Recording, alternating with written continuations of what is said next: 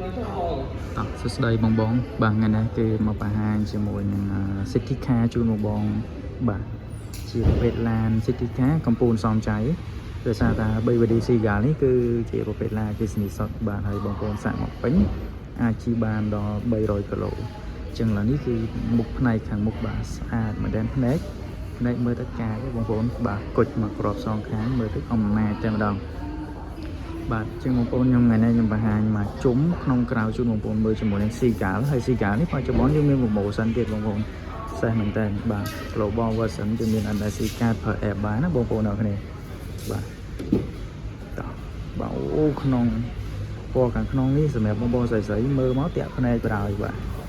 ពូកបាទ interior ខាងក្នុងគឺពូកស្បែកបាទតាមដៃទ្វារអីសិតតែស្បែកទាំងអស់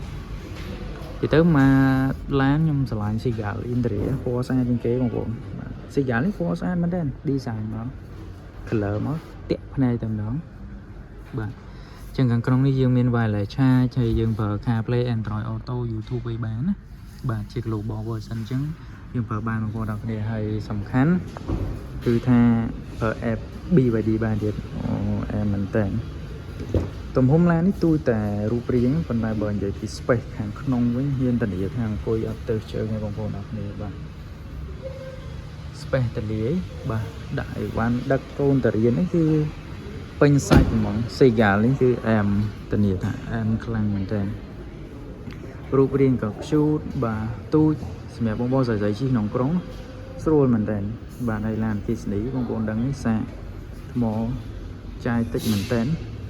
បាទហើយ stop LED ចេះយ៉ាងក្រោយមកមួយឆ្នូនចេះទៅលើនេះបាទគ្រប់ space ដាក់អីវ៉ាន់ក្រោយក៏មិនតូចដែរបងប្អូនបាទ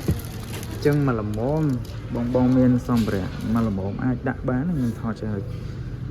នេះបងនិយាយទៅគឺឡាននេះទូចប៉ុន្តែមិនមែនទូចតែមានទេបាទទូចមែនតែគឺខ្លឹមស្អាត Seagull នេះតោះបាទអញ្ចឹងនេះសម្រាប់ Seagull អគ្គិសនីសុទ្ធជីក្នុងក្រុងជូនកូនទៅរៀននេះគឺត្រូវតែម្ដងបាទអ៊ីនទ្រីខាងក្នុងបងប្អូនអរគ្នាស្អាតឃើញពណ៌មកមើលលិចមកពណ៌បាទការ design គឺលយខ្លាំងមែនតើបាទបងប្អូនមើលតាមដៃទ្វារបាទអូ color វាមកស្អាត